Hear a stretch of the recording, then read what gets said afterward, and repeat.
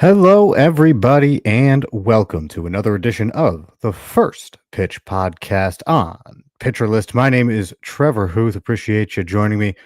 Just a handful of games to talk about today, but that's still baseball, which means we still have some stuff to talk about. Let's take a look at some news. The Detroit Tigers are going to be selecting Dylan Smith, their former third-round pick. He just turned 25.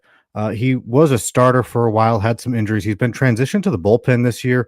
So for fantasy purposes, maybe not, somebody to really have on your radar. Just, I guess we're going to see how things go. But he will have to be added to the 40-man roster. The Tigers have a space open. They're at 39 right now, so no move there. They will have to send someone off of their active roster, though. So some news to come when Dylan Smith officially gets promoted to the major leagues. His fastball's been around 94 miles per hour this year. He had a 1.80 ERA with a 37% strikeout rate with Erie before getting called up to AAA last week. Made a couple of appearances where he didn't give up a run, and now he's expected to be joining the Tigers. Hunter Renfroe has been released by the Royals. He was hitting 182 at the big league level this year. He and MJ Melendez were sent down a while back. They still have Melendez on the 40-man roster. They also have Drew Waters and Kyle Isbell, and John Rave just got called up and is, a few games into his MLB tenure. And of course, there is the ever prominent question: when are they going to call up Jack Caglione? He will likely be playing outfield, obviously, and has been getting reps in left field. So your guess is as good as mine, but it can't be a long time. He's just mashing AAA hitting. Let him figure out left field at the big league level. My gosh, he has been on a tear at the plate. Diamondbacks are planning to select Jeff Brigham and option Kevin Ginkel. Ildemaro Vargas is going to be up, and Jordan Lawler is down. Jordan Lawler is obviously the big part of that news. Maybe not so big if you've been paying attention, but Lawler played in 8 games since his May 12th call-up, didn't record a hit while striking out 9 times. This comes after just phenomenal numbers in the PCL. Sometimes you just can't trust that PCL, man. It is a hitter haven. Hitters' numbers are greatly exaggerated there sometimes. Obviously, with Lawler, he just never got consistent playing time. That can be very harmful. So he's going to be headed back down to AAA for now. We'll see if they have a spot for him eventually, or trade deadline coming up. He might be somebody on the move. AJ Smith-Shawver, the big news of the day. He's headed to the 15-day IL with what's being called an elbow strain right now. Michael Peterson recalled, but with Smith-Shawver, he left the game. People didn't really think it was his elbow, but it turned out it was. He allegedly heard a pop in his elbow. That's not good. Brian Snitker said it doesn't look good. So more info is going to be coming, but it very much seems like rookie pitcher AJ Smith-Shawver is going to be on the shelf for a while for Atlanta. Alexis Diaz was traded to the Dodgers for Mike Villani, a prospect. Diaz, he's got some stuff to work on, right? The Dodgers obviously see something there. His fastball velo has been down. The Dodgers moved Evan Phillips to the 60-day IL in order to make room for Alexis Diaz. Diaz will be heading to Arizona, rather, to work with the Dodgers pitching team. We'll see what happens, but obviously Diaz lost his leverage relief role with the Reds and was optioned down and now is with the Dodgers. Maybe not fantasy relevant here again, but more fun baseball news for the 5th time this year. Casey Lawrence has been selected by the Mariners. 5. That's 5 different times. The Marlins are going to move Xavier Edwards to second base when he comes back from the IL. Otto Lopez has been good enough at shortstop, impressed enough at shortstop where they want to keep him there. He'll be their primary shortstop, with Edwards moving full-time to second base when he returns. Speaking of people returning from the IL, Bryce Miller is scheduled to make his return and start tomorrow. So Bryce Miller back tomorrow. That is Saturday that Bryce Miller will be making his return. Logan Gilbert did start his rehab. In his first rehab outing, he threw 45 pitches, struck out 3, and faced 10 batters. So still a little bit of time for Logan Gilbert, but he is on the comeback trail. Good to see.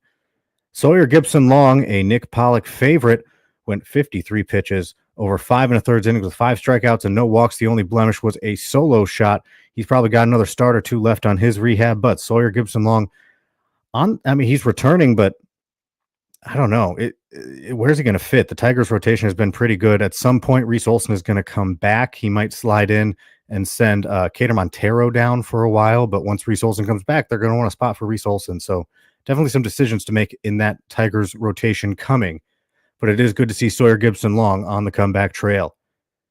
And Matthew Lugo has been sent down reportedly by the Angels as Mike Trout is due to be activated.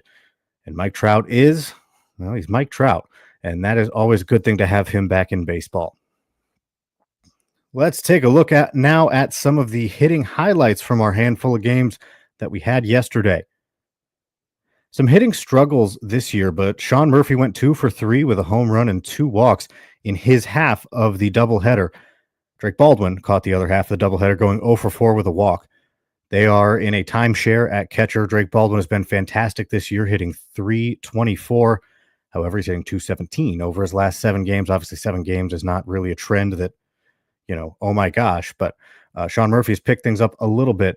.250 with a pair of home runs in his last 7. So the timeshare is, I guess you could say, kind of working. I don't know, not for fantasy purposes, but Sean Murphy and Drake Baldwin definitely in a timeshare.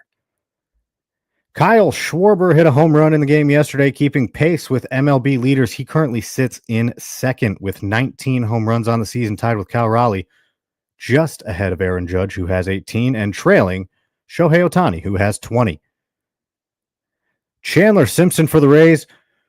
Well, he Chandler Simpsoned in the game yesterday. He stole 3 bases on 1 hit and a walk, and he's hitting .285, and he is every bit as advertised. He has 19 steals in 35 games.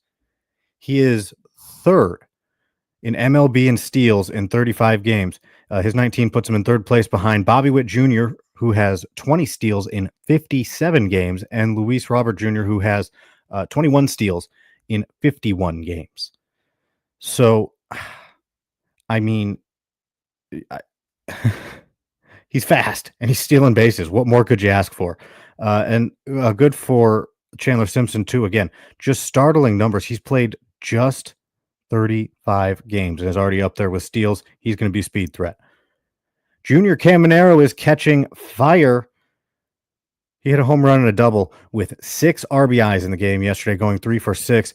That means home runs in back-to-back games for him. He's hitting .414 with 3 homers and just 3 strikeouts in his last 7 games. It's about 29 at-bats, and he has just been hitting like a madman.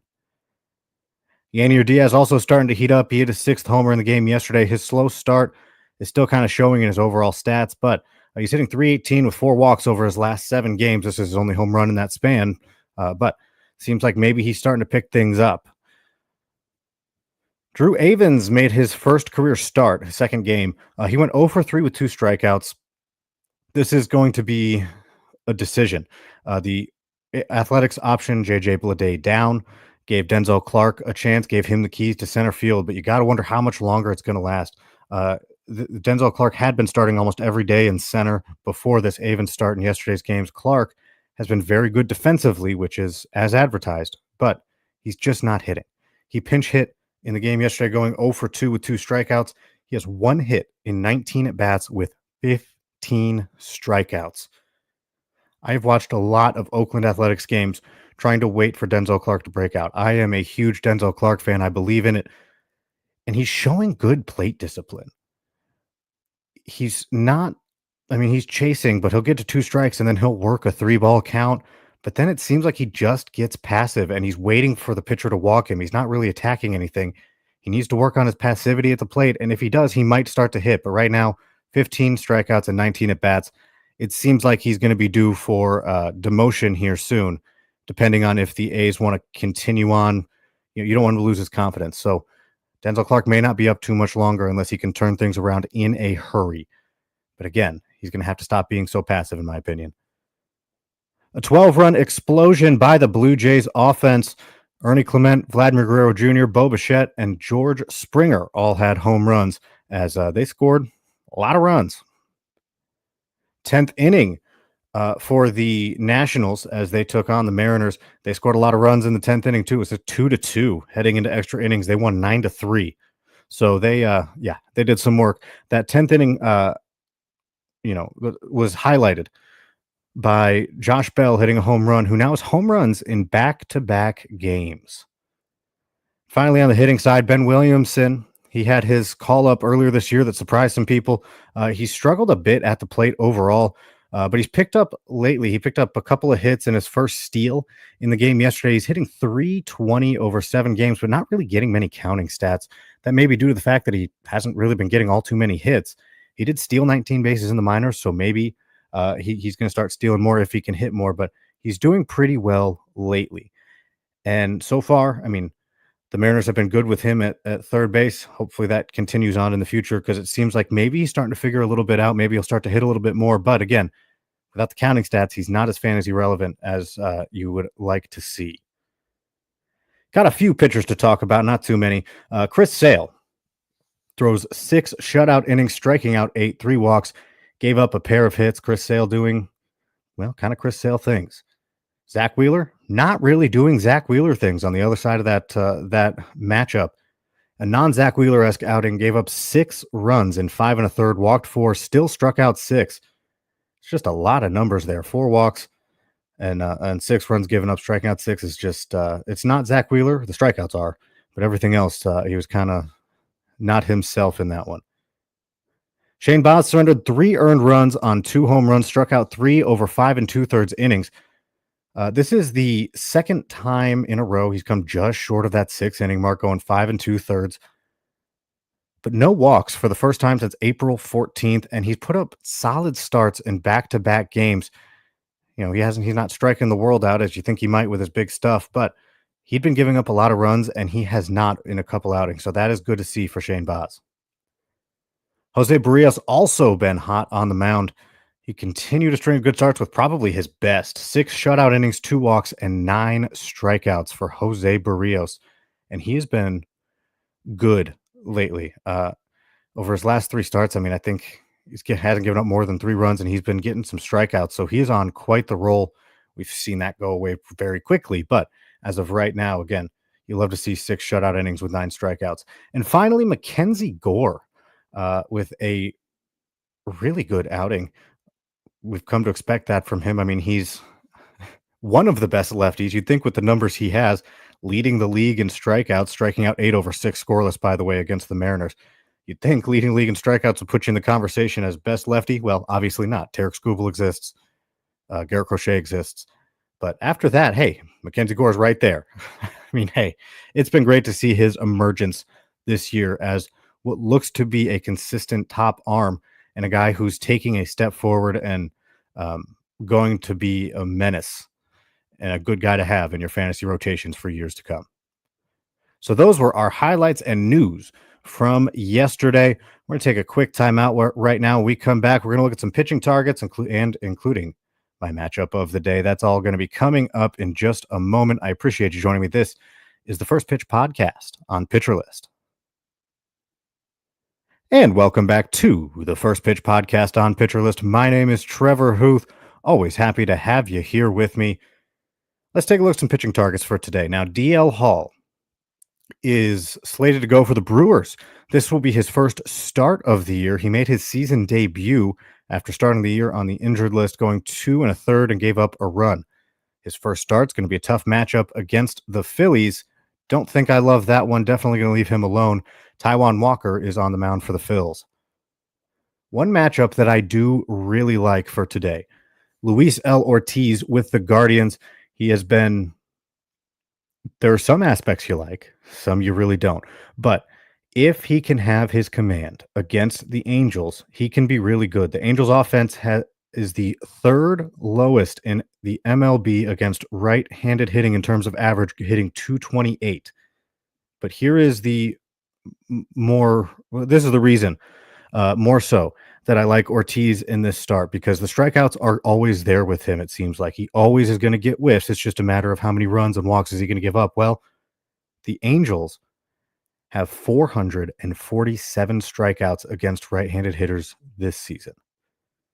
That is the highest by a wide margin. The next closest is the Red Sox at 388. That is 447 to 388. So Luis L. Ortiz is a guy that I like in that matchup against the Angels. Kyle Harrison is going to be starting against the Marlins. He made his rotation debut in his last outing, going 4 innings, giving up 2 runs and striking out 4. So we'll see how Kyle Harrison does against the Marlins in his second start at the MLB level of the season.